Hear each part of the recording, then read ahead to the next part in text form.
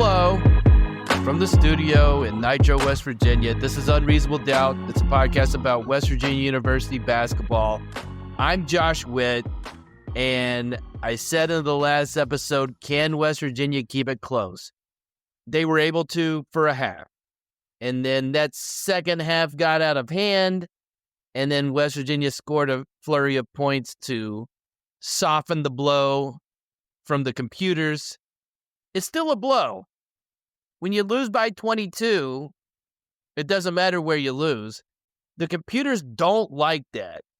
But West Virginia was down 30 at one point, and they were down 27 with under a minute, I believe, before. That Toby Akani 3 at the buzzer had no bearing on betting lines. I don't think it had any bearing on the over-under.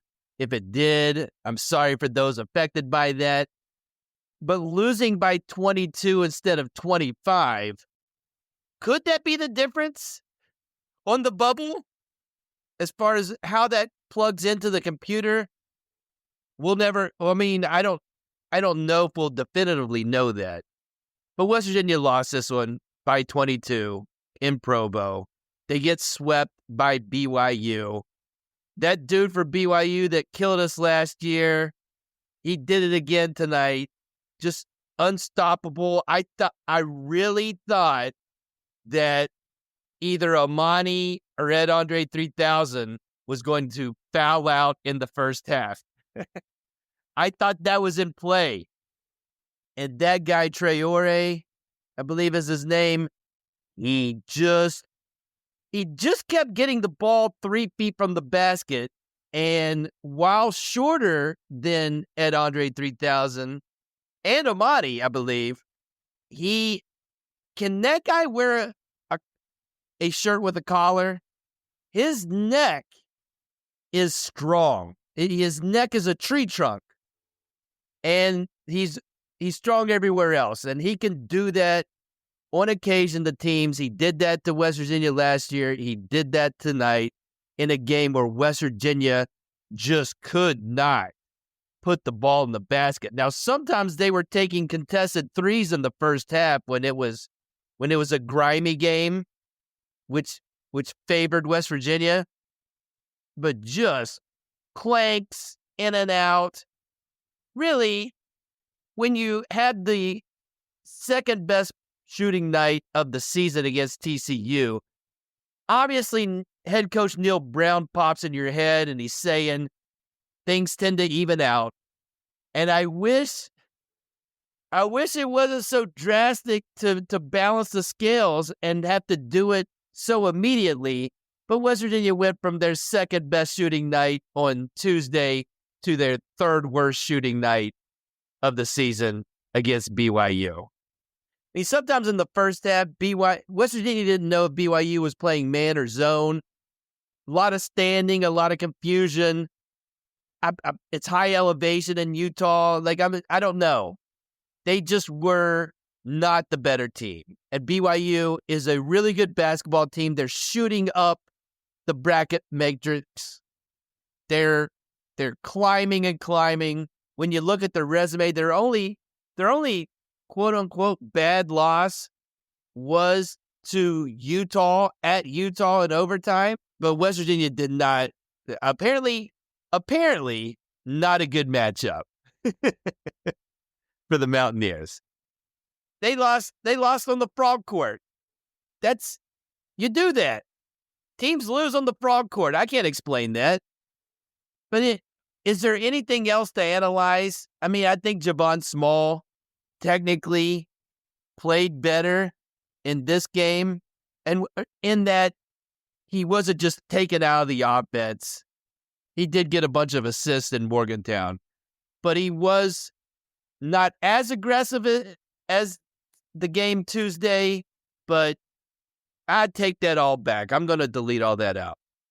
Sincere Harris, after the game, tweeted or posted on X, Big 12 refs, followed by a few emojis. He deleted that post, but I think one of the emojis was a laughing emoji. that was not the reason West Virginia lost this game, but it didn't help the cause.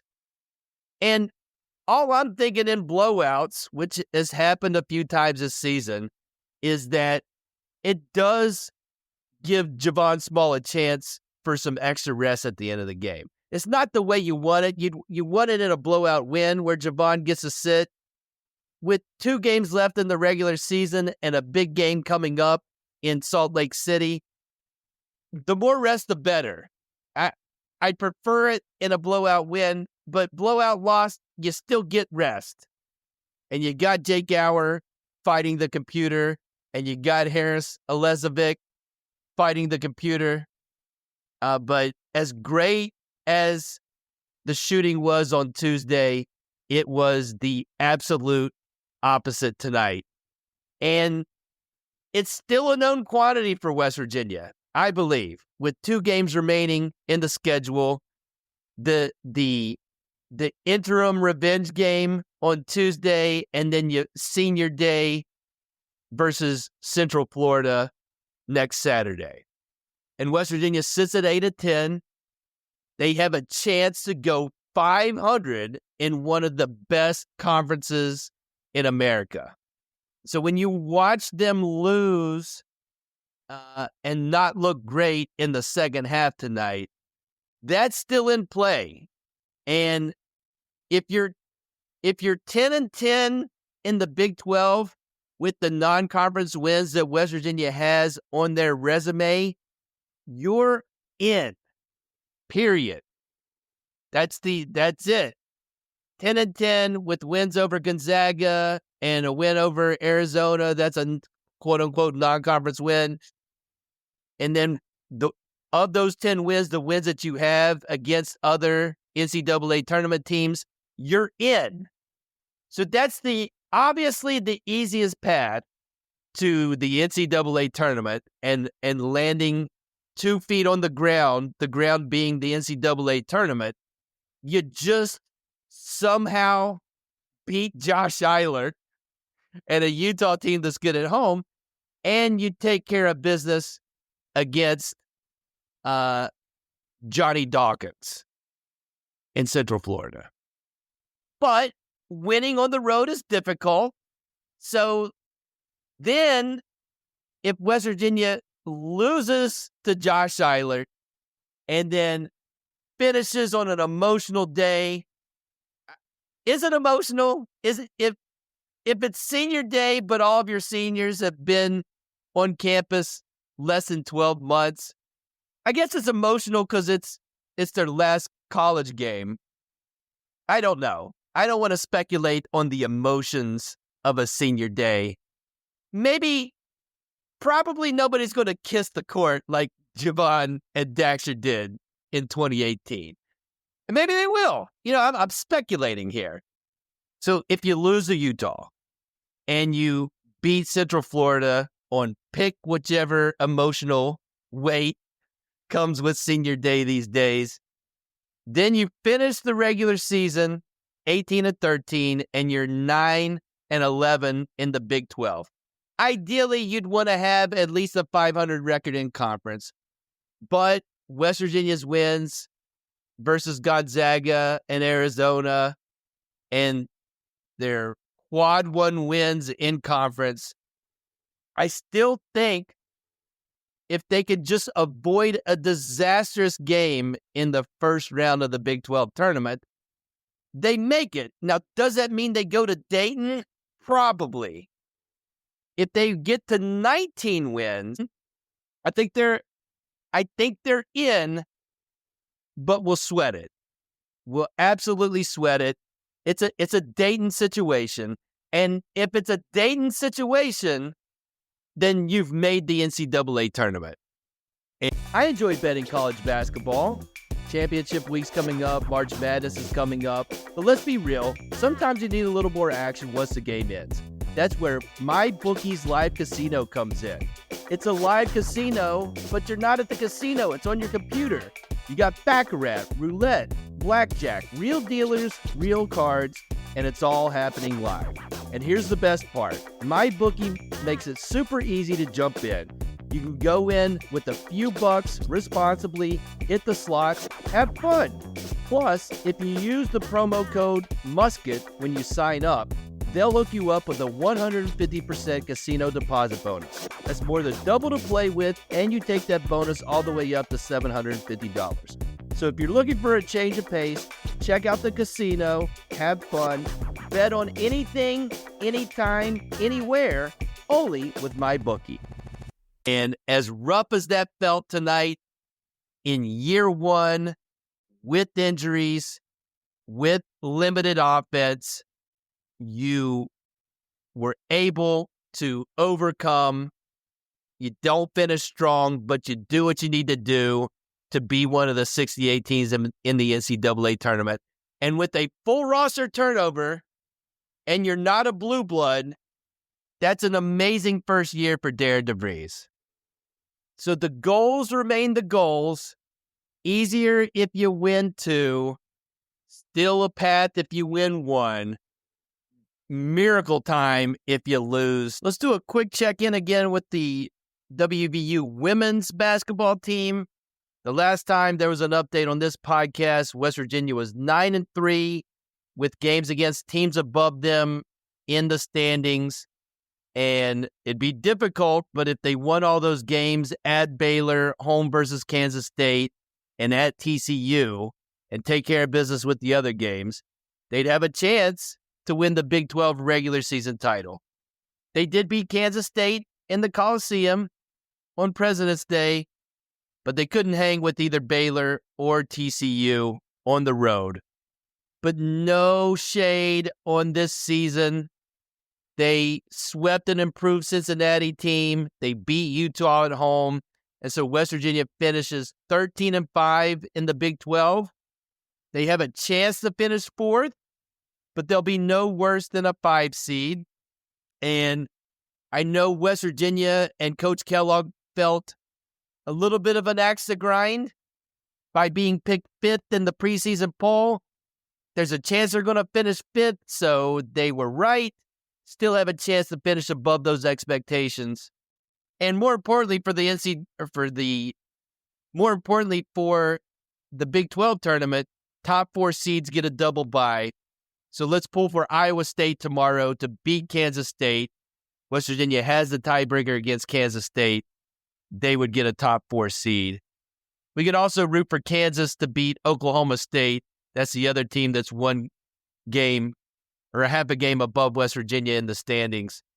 But the easier path is Iowa State to beat Kansas State in Ames.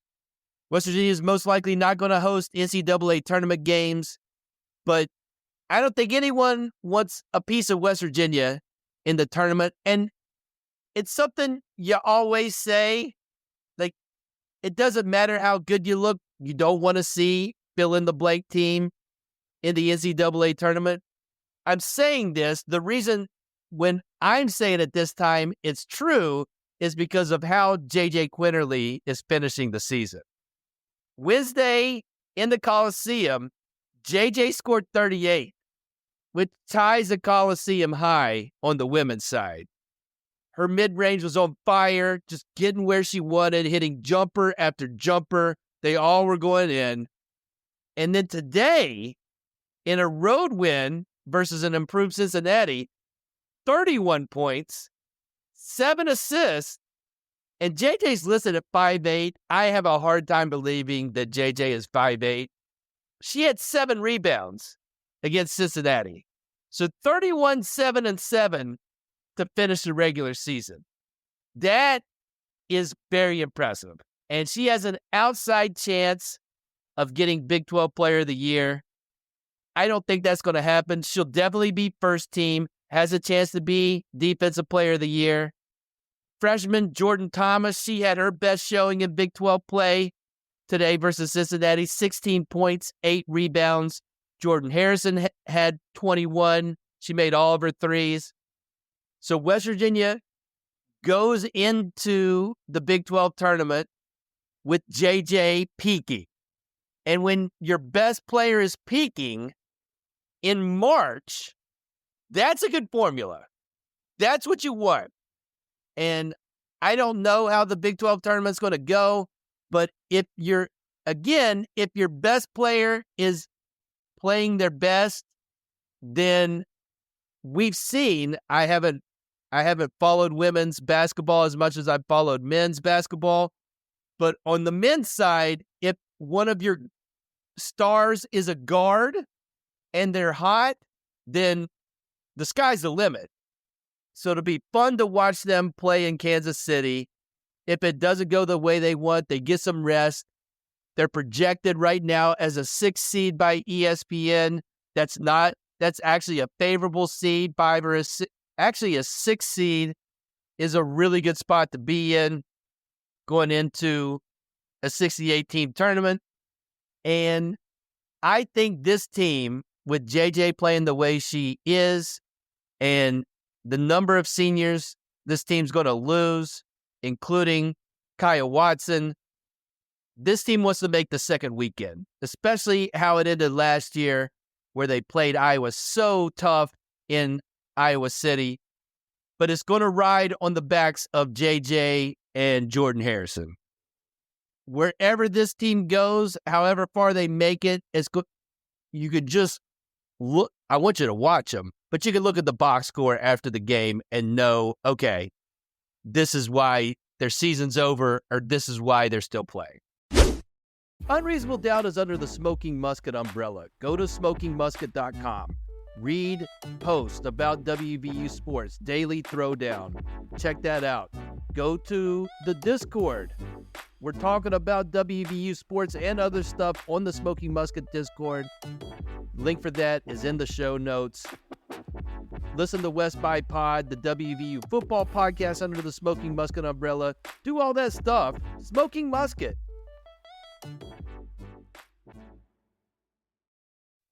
The next game on the men's side is Tuesday, 9 p.m. Back to the shadows of ESPN+. West Virginia stays in Utah. They go short drive to Salt Lake City to play the Utah Utes. West Virginia beat Utah, that was coached by Craig Smith in Morgantown. Now Utah's coached by Josh Eilert, and he's an interim head coach. And he is now 1-1. He's at 500 for Utah after Utah scored 99 points a day in a blowout of a shorthanded Arizona State team. 99 is the second highest point total for the Utes, only behind opening night where they scored 100. It's definitely a high for Josh Eilert because he's coached 2 games at Utah. So when you see, I didn't watch any of that game, but in the West Virginia had their second best shooting performance. Can Neil Brown from the clouds say, then things tend to even out and Utah at home doesn't get close to 100? Maybe, and just like West Virginia's poor shooting performance tonight, maybe Utah can do the opposite of the spectrum. Maybe they can have their third worst scoring game of the season. Can they come back down to earth? I think West Virginia's going to play better than they played tonight. But you've got Josh Eilert on the sideline. He's trying to exercise demons over there. And that's tough to deal with. Can they do it? It'll be fascinating because of the guy who's interim coaching for the other team. Utah's good at home. This would be a very impressive win and would alleviate. It actually, you know what it would do? It wouldn't alleviate any pressure. It actually put more pressure on senior day. Win or loss, there'll be a ton of pressure on senior day. So I'm sorry, no pressure release. I don't think this is a must-win game, but it'd be so awesome if they did it. Will they? We'll find out. That's it for this episode of Unreasonable Doubt. Listen on all the platforms or just pick one: Apple Podcasts, Spotify Podcasts, Overcast Podcasts, Pocket Cast Podcast, YouTube. Until next time, I'm Josh Witt. WVU for the 2024-2025 season. They have 17 wins and they have 12 losses.